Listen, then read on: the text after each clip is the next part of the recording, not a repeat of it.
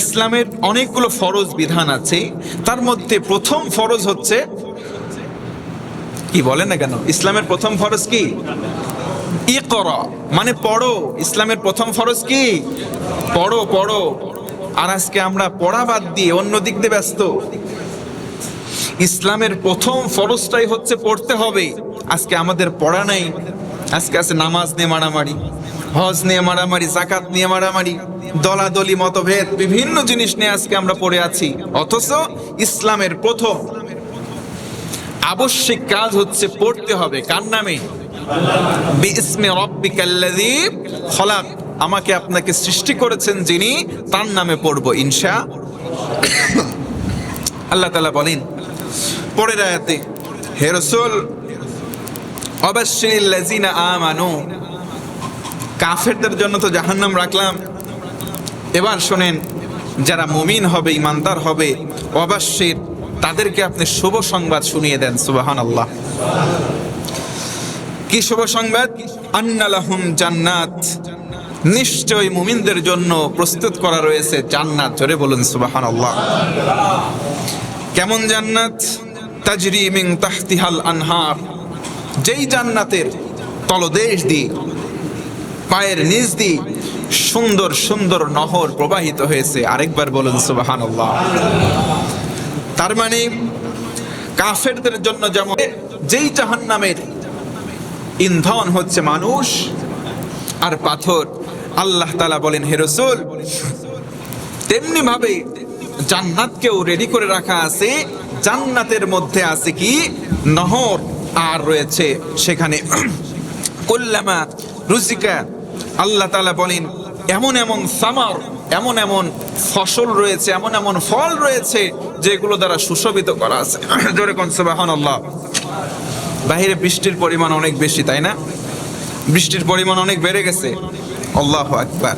আজকে যখন বাসা থেকে বের হচ্ছিলাম প্রচন্ড বৃষ্টি, তো কিছু দূর আসছি, এই কাপড় চোপড় অনেক গুটায়ে তোর বৃষ্টির মধ্যে আসছে, ওখান থেকে আসি রাস্তার মাঝেও বৃষ্টি, আবার কিছু দূর আসি আবার বৃষ্টি, এভাবে আসছে। যাক, সারা দেশে বৃষ্টিটা হচ্ছে। আল্লাহ পাক যেন এই বৃষ্টির মধ্যে গোটা মানবতার জন্য কল্যাণ নিহিত রাখে, পড়ি আমিন। এই বৃষ্টির সময় আল্লাহর কাছে দোয়া করলে দোয়া কবুল হয়।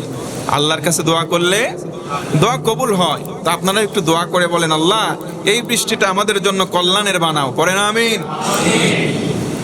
মানুষের চাওয়া পাওয়ার কোনো শেষ নাই, প্রত্যেকটা মানুষের চাওয়া পাওয়ার কোনো শেষ নাই।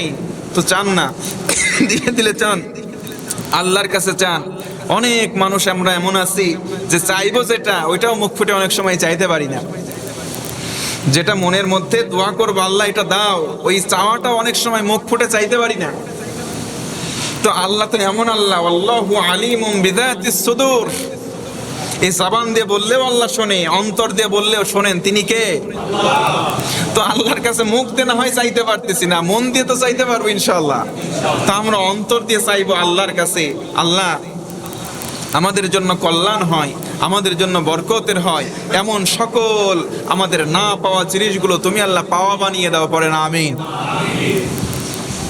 আল্লাহ তাআলা বলেন হে রাসূল আপনি ঈমানদার আর যারা নেক আমল করে তাদেরকে শুভ সংবাদ দেন জান্নাতের, যেই জান্নাতের পায়ের দিক দিয়ে সুন্দর জলধারা প্রবাহিত হচ্ছে, আর তাদের জন্য ফল দিয়ে সাজানো রয়েছে জান্নাত। জোরে কোন সুবহানাল্লাহ।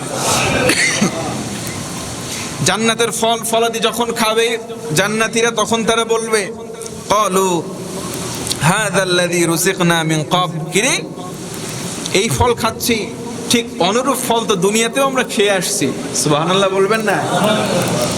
সেখানে গিয়ে আঙ্গুর পাবে থোকা থোকা, কলা পাবে থোকা থোকা, তখন চিন্তা করবে কিরে দুনিয়াতেও তো কলা খাইছি, আঙ্গুর খাইছি। জোরে কর না সুবহানাল্লাহ। তার মানে দুনিয়ার যেই জিনিস ফল ফলাদিগুলো আমরা খেয়েছি, অনুরূপ অনেক কিছু জান্নাতে আমরা পাবো।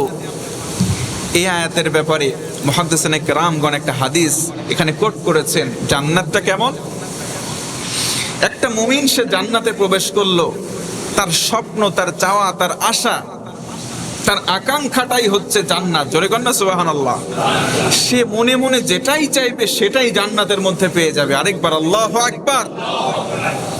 দুনিয়াতে কষ্ট করে করে দিনের জন্য কত পরিশ্রম করে করে দিনপাত করে করে একজন মৃত্যুবরণ করবে, জান্নাতে গিয়ে যত নাজ নিয়ামত তার প্রয়োজন আল্লাহ পাক সব দান করবে। সুবহানাল্লাহ বলেন। আল্লাহ বলেন ওয়া উতু বিহি মুতাশাবিহা, এমন এমন জিনিস তাদেরকে দেওয়া হয়েছে যেটার সঙ্গে দুনিয়ার সদৃশ বা মিল পড়ে যায়। ওয়ালাহুম ফিহা আজওয়াজুম মুতাহহারা, জোরে আরেকবার বলেন সুবহানাল্লাহ। সেখানে জান্নাতি হবে যারা নর এবং নারী, তাদের জন্য সুন্দর সুন্দর তাদের জোড়া মিলিয়ে দেওয়া হবে। সুবহানাল্লাহ পড়বেন না? বলতে পারেন হুজুর জোড়া তো দুনিয়াতেও আছে। আল্লাহ তাআলা বলেন চক্ষু শীতলকারী, হৃদয়কে ঠান্ডা করে দেওয়ার মতো এমন সুন্দর সুন্দর ডাগর নয়না আল্লাহ তাআলা জান্নাতে পুরুষদের জন্য অনেক হুরকে রেডি করে রাখবেন। জোরে কোন সুবহানাল্লাহ। মাঝে মধ্যে আমরা প্রশ্নের সম্মুখীন হই, হুজুর শুধু পুরুষরাই হুর পাবে, তাহলে নারীরা কি অপরাধ করছে, ওরা কি পাবে? এই যে শুরুতে একটা হাদিস বললাম, আল্লাহ রাসূল সাল্লাল্লাহু আলাইহি ওয়াসাল্লাম বলেছেন পৃথিবীতে আমরা তো চাওয়া পাওয়া বুঝি, মানুষের মনের স্বপ্ন বুঝি না। একটা মানুষ বা ইমানদারের যে স্বপ্ন হবে, স্বপ্নটাই তার জন্য জান্নাত। আরেকবার সুবহানাল্লাহ। একটা জান্নাতি, সে হোক পুরুষ হোক মহিলা, জান্নাতে যা চাবে তাই পাবে। আল্লাহু আকবার। তবে সেখানে একটা বন্ডিং থাকবে, একটা বন্ধন থাকবে। পৃথিবীতে যার সঙ্গে মহাব্বত হবে, জান্নাতটাও তাদের সাথেই হবে। সুবহানাল্লাহ বলে। এমন কোনো কিছু অযাচিত চাওয়া সেখানে হবে না, কারণ মুমিন এখানেও ভদ্র তো ওখানেও ভদ্র। জোরে কোন সুবহানাল্লাহ। আল্লাহ তাআলা বলেন শুধু তাই নয়, ওয়ালাহুম ফিহা আজওয়াজুম মুতাহহারা ওয়া হুম ফিহা খালিদুন। এই যে জান্নাতে প্রবেশ করবে, প্রবেশ করার পরে কোশ্চিনকালেও আল্লাহ তাদেরকে আর বের করে দেবেন না। আমাদের সমাজে একটা বিষয় নিয়ে একটু আমাদের মতের বিরোধ হয়।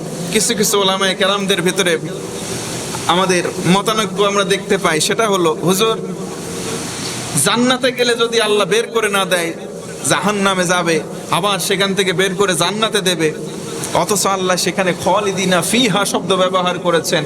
এটা কেমনে কি বুঝি না। স্পষ্ট কথা হচ্ছে, একটা গুরুত্বপূর্ণ কথা বলি, মনোযোগ আছে আপনাদের? একটু জোরে আওয়াজ করে হিম্মত নিয়ে আল্লাহু আকবার বোঝার চেষ্টা করবেন, ভুল বুঝবেন না। কারণ মানুষ বোঝে এক প্রকার আর ভুল বোঝে আরেক প্রকার। আমি বলি সংক্ষিপ্তভাবে, বোঝার চেষ্টা করেন।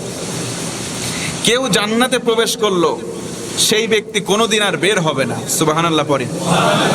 কেউ জাহান্নামে প্রবেশ করলো, সে ব্যক্তি জাহান্নাম থেকেও কোনোদিন আর বের হবে না। নাউজুবিল্লাহ বলেন। এটাই হচ্ছে চিরন্তন সত্য কথা। তবে জাহান্নামে যাওয়ার আগে একটা স্টেপ থাকবে, একটা ধাপ থাকবে। সেই ধাপের মধ্যে কিছু কিছু মুজরিম অর্থাৎ পাপিষ্ট কিছু ইমানদার থাকবে। আচ্ছা বলেন বুকে হাত দিয়ে, হুজুর এত বড় হয়েছে জীবনে পাপ করি নাই, হাত তোলেন তো একজনও। কেউ আমরা বলতে পারবো? বুকে হাত দিয়ে সৎ সাহস নিয়ে আমি নিজেও বলতে পারবো না যে জীবনে আমি পাপ করি নাই। কত পাপ করছি। আমার মনে হয় এখান যতজন আমরা আছি সবচাইতে আমি বড় গুনাহগার, বড় পাপী। আমরা কেউ বলতে পারবো না। পৃথিবীতে রাসূল আলাইহিস সালাতু ওয়াস সালাম, আম্বিয়া আলাইহিস সালাতু ওয়াস সালাম, তারাই কেবলমাত্র নিষ্পাপ। এছাড়া তাদের পরে যতই আল্লাহর ওলি আসুক না কেন, সবাই পাপ করেছে, হয় ইচ্ছায় অথবা অনিচ্ছায়। জোরে কোন আল্লাহু আকবার। আল্লাহ তাআলা জান্নাতে দেবেন, বাস তাদের হিসাব শেষ। খালিদিনা ফিহা। জাহান্নামে দেবেন খালিদিনা ফিহা। শব্দ তো একটাই, খালিদিনা ফিহা মানে স্থায়ী অবস্থান করবে। আচ্ছা বলেন, আল্লাহ কি এক এক জায়গায় এক এক কথা বলতে পারে?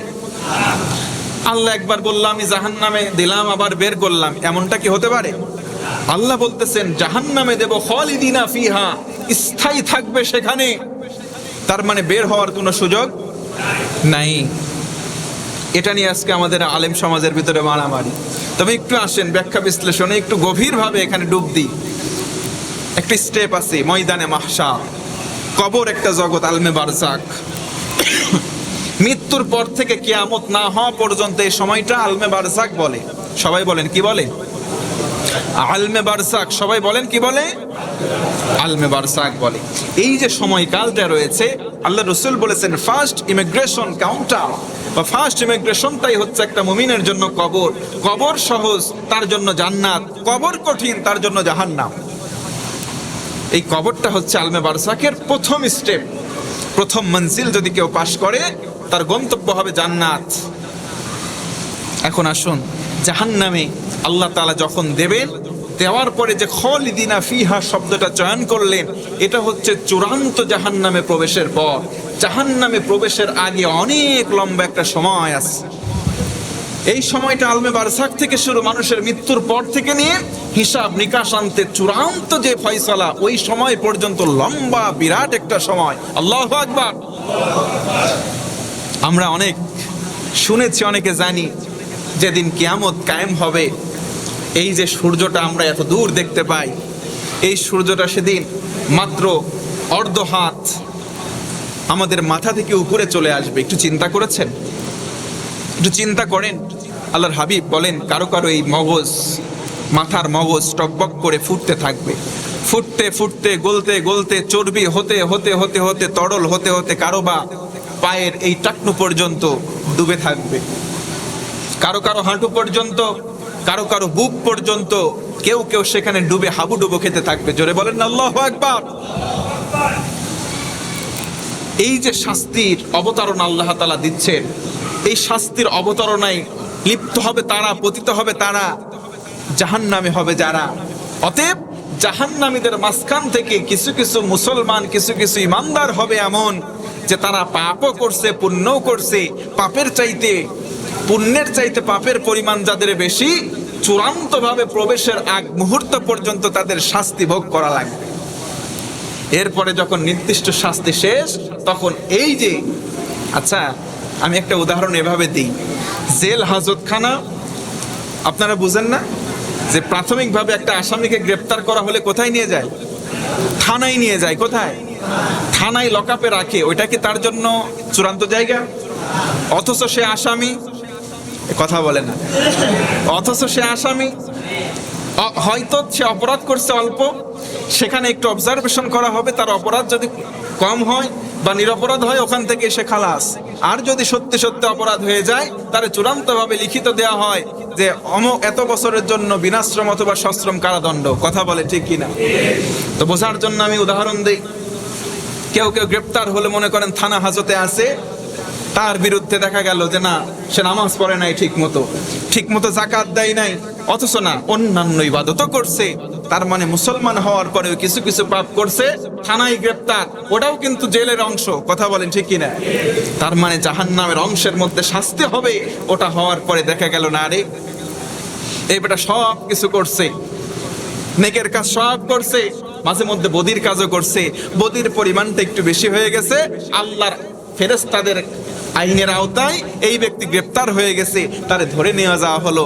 কিন্তু আল্লাহ তাআলা তো গফুর আর গফফার, আল্লাহ তো রহিম আর রহমান, এই সমস্ত নামের বিবেচনায় তাকে দেখা গেল না, সে যে গুনাহ করেছে এত পরিমাণের গুনাহ হয়ে যায় নাই যেই কারণে তাকে জাহান্নামে স্থায়িত্ব দেওয়া হবে, বরং না, আল্লাহ তাআলা সেখান থেকে বের করে তাকে চূড়ান্ত ঠিকানা হিসেবে জান্নাতের পথটা বলে দেবেন। জোরে কোন সুবহানাল্লাহ।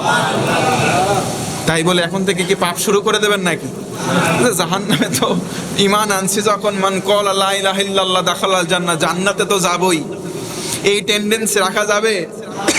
সাবধান, মনে রাখবেন, আবার বলি, একবার যদি চূড়ান্ত জাহান্নামে প্রবেশ করেন আর কোনোদিন আল্লাহ বের করবেন না।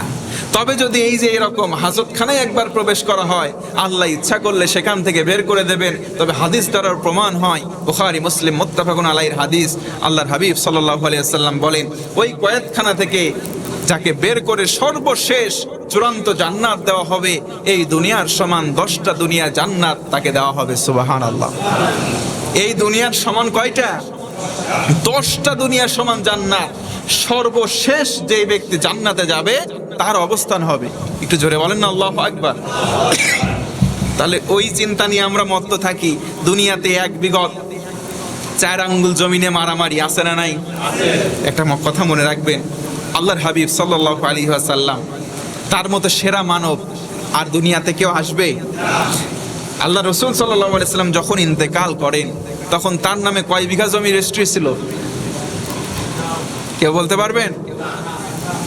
তার নামে কোনো জমি ছিল, তার কোনো পোশাক? আল্লাহ রসুল কিছুই রেখে যান নাই। আল্লাহ রসুল সাল্লাল্লাহু আলাইহি ওয়াসাল্লাম ওয়ারিসদেরকে দেওয়ার মতো কিছুই রেখে যায় নাই। আল্লাহু আকবার। তার মানে বোঝা গেল, আপনি এই মুহূর্তে মারা যান, আমি এই মুহূর্তে মারা যাই, আমার নামে আপনার নামে কয় বিঘা জমি আছে, সব জমি জমির জায়গায় থাকবে, মাগার আমি আর আপনিই থাকবো না। তাহলে জমি নিয়ে কিসের মারামারি করেন? জমি জমির জায়গায় থাকবে, আপনিও থাকবেন না, আপনার ভাইও থাকবে না, আপনার সন্তানও থাকবে না। অনেক ভাই এমন আছে, একটা পিতা মাতার 4টা সন্তান, বড়টা মেজোটা, তারপরে 3 নম্বরটারে ফাঁকি দিয়ে শুধু ছোটটারে সব সম্পত্তি লিখে দেয়। এমন আল্লাহর ওলি বাপ মা আছে না নাই? আল্লাহর ওলি এইগুলা। হক 2 প্রকার, জোরে বলেন কয় প্রকার? একটা হচ্ছে আল্লাহর সঙ্গে বান্দার হক, হাক্কুল্লাহ। আরেকটা হচ্ছে হাক্কুল ইবাদ, বান্দার সাথে বান্দার হক।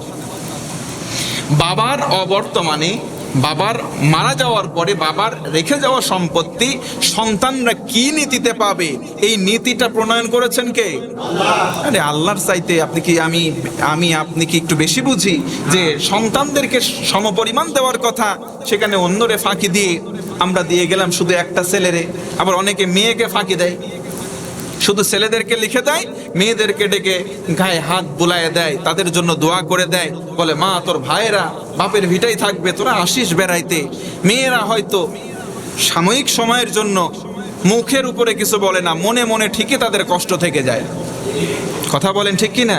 তো ওই যে যদি এই যে নামাজ, একটা উদাহরণ দেই, কষ্ট হচ্ছে? নামাজ পড়া ফরজ, এই বিধানটা কার? আমি মাওলানা সাহেব আসলাম, বিশাল বড় হুজুর, অথবা মনে করেন কাবা শরীফের ইমাম সাহেবকে নিয়ে আসা হলো, সে এসে যদি এখানে বলে, চককৈলানপুর উত্তরপাড়ার মানুষগুলো খুব ভালো, জান আপনাদের জন্য 4 ওয়াক্ত নামাজকে আমি বললাম আর আসরের নামাজকে আপনাদের জন্য মাফ করে দিলাম, মাফ হবে? সবাই বলেন না মাফ হবে? তো আল্লাহ বিধান দিলেন, মারা যাওয়ার পরে সম্পত্তি সন্তান, বেটা ছেলে এই পাবে, মেয়ে ছেলে এই পাবে, স্ত্রী পাবে, এই নীতিটা আল্লাহ দিলেন। এখন যদি বাপ হাজি সাহেব হজে যাবে, এসে বলে মেয়েরে তোর ভাইরে তুই মাফ করে দে, ওই যে নামাজ যেমন মাফ হবে না, আল্লাহর বেঁধে দেওয়া নিয়ম নীতিমালা, ওই বোনটা ওই মেয়েটা যদি বলে যে মাফ করে দিলাম, মাফ হবে? একটু জোরে বলেন হবে? একটু চিন্তা করেন না, একটু বিবেকের কাছে চিন্তা করেন। হক ফাঁকি দেয়া মানুষ বর্তমানে অধিকাংশ মসজিদে দেখবেন যে সামনের কাতারে এসে পড়ে, হক ফাঁকি দিয়ে দিয়ে হজ করে আসে, সামনের কাতারে নামাজ পড়ে, তাদের নামাজের জায়গায় থাকবে, নামাজ মাথার উপরে কবুল হবে না। কথা বলেন ঠিক কিনা? আল্লাহ তাআলা রাসূল সাল্লাল্লাহু আলাইহি ওয়াসাল্লামকে মাধ্যম করে জানালেন, সরো, জান্নাতি আর জাহান্নামী এরা 2 দল, সেপারেশন, তাদের মধ্যে কোনো সমতা, তাদের মধ্যে কোনো ইকুয়াল, তাদের মধ্যে কোনো রকম সাম্যতা হতে পারে? তারা কি সমান হতে পারে? আল্লাহ বলেন পবিত্র কোরআনে, লা ইয়াস্তাবি, অসম্ভব, লা ইয়াস্তাবি, কোশ্চেনকালেও সমান নয়। আসহাবুন নারি ওয়া আসহাবুল জান্নাহ, আসহাবুল জান্নাতি হুমুল ফাইজুন, চূড়ান্ত সফল তো তারা, জান্নাতি হবে যারা। জোরে কোন সুবহানাল্লাহ। আমরা সবাই জান্নাতি হতে চাই কি চাই না? আল্লাহ যেন আমাদের জান্নাতি বলে গণ্য করে, পড়ি আমিন। আল্লাহ পরের আয়াতে বলেন, ইন্নাল্লাহা, নিশ্চয় আল্লাহ, লা ইয়াস্তাহি আন ইয়াদরিবা মাসালান মা বাউদাতান ফামা ফাওকাহা। সুবহানাল্লাহ পড়েন। আল্লাহ বলেন, নিশ্চয় আমি আল্লাহ মশা অথবা তার ডানার চাইতেও ক্ষুদ্র কোনো বিষয়ের উপমা দিতে আমি আল্লাহ বাকি রাখি না, লজ্জাবোধ করি না। জোরে বলুন সুবহানাল্লাহ। তার মানে বোঝা গেল, ছোট থেকে অতি ছোট, ক্ষুদ্র থেকে অতি ক্ষুদ্র যে কোনো বিষয়ে আল্লাহ উদাহরণ দিতে কার্পণ্য করেন না, সব বিষয়ে উদাহরণ খুললাম খোলা দেন। জোরে আল্লাহু আকবার। আল্লাহ বলেন, ফাআম্মাল্লাযীনা আমানু ফায়ালামুনা আন্নাহুল হক মির রাব্বিহিম। শোনো, আমি আল্লাহ ক্ষুদ্র থেকে অতি ক্ষুদ্র কোনো জিনিসের উপমা দিতে সংকোচ করি না, কারণ এই বিষয়ে ঈমান এনেছে যারা, অর্থাৎ বিশ্বাসী মুমিন, তারা জানে যে সত্য উদাহরণ কেবলমাত্র এসেছে আমাদের রব আল্লাহর পক্ষ থেকে। আমাদের রব কে? আল্লাহ। সব কিছু সত্য উদাহরণ যুগে যুগে এসেছে কার পক্ষ থেকে? আচ্ছা, পৃথিবীতে আমাদের তারিখুল ইসলাম ঘাঁটলে দেখা যায় অসংখ্য অগণিত মানুষ আমরা দেখেছি অনেক পাওয়ারের ছিল, অনেক সম্পদের মালিক ছিল, যুগে যুগে তাদের অস্তিত্ব আজকে বিলীন হয়ে গেছে। আপনারা নাম শুনেছেন কারুনের? নাম শুনেছেন কারুন? 55,000 একর কম বেশ প্রায় তার জমির পরিমাণ ছিল। একটু আল্লাহু আকবার বলেন। 55,000 একর প্রায় কম বেশ তার জমির পরিমাণ ছিল। সবটুকু জমিনে যতগুলো বড় বড় প্রাসাদ ছিল সব সমেত আল্লাহ তাআলা মাটির নিচে পতিত করে দিয়েছিলেন। আল্লাহু আকবার। আরে কোথায় জমির মালিক? শেষ, জমিও নাই, সে মালিকও নাই। পৃথিবীতে অহংকার করবে যারা, একদিন তাদের মতো এই দুনিয়াতে স্থায়ীভাবে পৌঁছবে তারা। কথা বলে ঠিক কিনা? পৃথিবীতে কারুন সম্পদের অহংকার করেছিল, সম্পদও নাই। কারুনও, নমরুদ নামে একটা বেটা ছিল, ইসলামের চরম দুশমন। এই নমরুদ ক্ষমতার অপব্যবহার করার চেষ্টা করেছিল। সেই নমরুদও নাই, তার ক্ষমতাও জোরে বলেন আছে। ফেরাউন নামে একজন জঙ্গি, একজন সন্ত্রাস ছিল পৃথিবীতে। মুসা আলাইহিস সালাতু ওয়াস সালামকে সবচেয়ে ডিস্টার্ব করেছিল এই সন্ত্রাস। নাম কি? সবাই বলেন নাকি? তাকে সন্ত্রাস বলতে কোনো সমস্যা আছে? সবচাইতে ফাসাদ যারা সৃষ্টি করেছে এরাই সবচাইতে বড় সন্ত্রাস। তাদের পদাঙ্ক যারা অনুসরণ করবে ভবিষ্যতে তারাও, তাদের অনুসারী তারাও সন্ত্রাস। কথা বলেন ঠিক কিনা? এই ফেরাউন চিন্তা করছিল, হারে আমি তো আছি বিশাল বাহিনী, বিশাল বহর নিয়ে ক্ষমতায়। মুসা আলাইহিস সালাম সহ তার যে 12টা গোষ্ঠী আছে তাড়া করব, এমন তাড়ানি তাড়াবো এই জমিন থেকে উচ্ছেদ করে দেব, এখানে তাদের আর স্থায়িত্ব জায়গা দেব না, নাগরিকত্ব বাতিল করে দেব। ফেরাউন চেষ্টা করছিল, চিন্তা করছিল, ক্ষমতার ভরে মানুষ যখন ক্ষমতায় স্থায়ীভাবে থাকে, নিজেকে রব বলে দাবি করে, ওর ভিতরে হিতাহিত জ্ঞান আর থাকে? সবাই বলেন থাকতে পারে? তো চিন্তা করলো, আরে মুসা আলাইহিস সালাম তাকে আমি একবারে বিলীন করে দেব। তার সাথে যে জনগণ আছে, 12টা কওম আছে, 12টা গোষ্ঠী আছে, তাদেরকে সুদ্ধ এখান থেকে শেষ করে দেব। শুধু থাকবো আমি, আনা রব্বুকুমুল আলা, আমি হব সবচাইতে বড় রব। নাউজুবিল্লাহ বলেন। ফেরাউন চিন্তা করলো, যা কাজও করলো তাই, যে সব আমার বিরুদ্ধে কথা যে বলবে, মুসা বলছে মুসারেও তাড়াবো, মুসার সাথে যারা আছে ওদেরকেও তাড়াবো। নাউজুবিল্লাহ বলেন। কথা মতো তাই করলো। 12টা গোত্রকে একটা গোত্র ফেরাউন তাড়া করলো, তাদের কাছে আছে অস্ত্র। মুসা আলাইহিস সালাম এবং তার জনবল তারা নিরস্ত্র, একদম স্বাভাবিক নাগরিক তারা, অথচ তকমা দেওয়া হলো যে এই জমিনে তারাই ফাসাদ সৃষ্টি করতেছে, তাদেরকে বের করে দাও। নাউজুবিল্লাহ বলবেন না? তাদেরকে বের করার জন্য এবার ফেরাউন তার সদল বলে, তার যারা সশস্ত্র বাহিনী আছে নিজে উপস্থিত থেকে তার সাথে যে হামান তারেও সাথে নিছে, তার যত মন্ত্রণালয় পরিষদ আছে সবাই একসাথে মাঠে নামছে। তারিখুল ইসলাম খোলেন, স্পষ্ট কথা। এবার সবাই মিলে মুসা আলাইহিস সালাতু ওয়াস সালাম এবং তার সদল বলকে তাড়া শুরু করলো। জোরে কোন নাউজুবিল্লাহ। তাড়তে তাড়তে তাড়তে তাড়তে নদীর সামনে আসছে। আল্লাহ বললেন, মুসা তোমার হাতের লাঠিটা নদীর সঙ্গে একবার স্পর্শ করো। সুবহানাল্লাহ বলেন। রাস্তা হয়ে গেছে, মুসা আলাইহিস সালাম পার হয়ে চলে গেছে।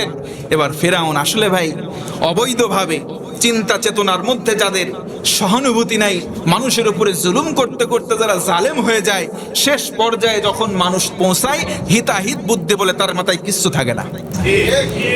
ফেরাউন তাই করলো। আরে চলে গেল, ওর তো রাস্তা, ও মনে করছে আমার জন্য ও রাস্তা, ও রওনা করছে পিছন পিছন, মাঝ বরাবর গেছে। মুসা আলাইহিস সালাম সদল বলে পার হয়ে উতরে গেছে। এই এলাকায় জায়গা দেশ নাই।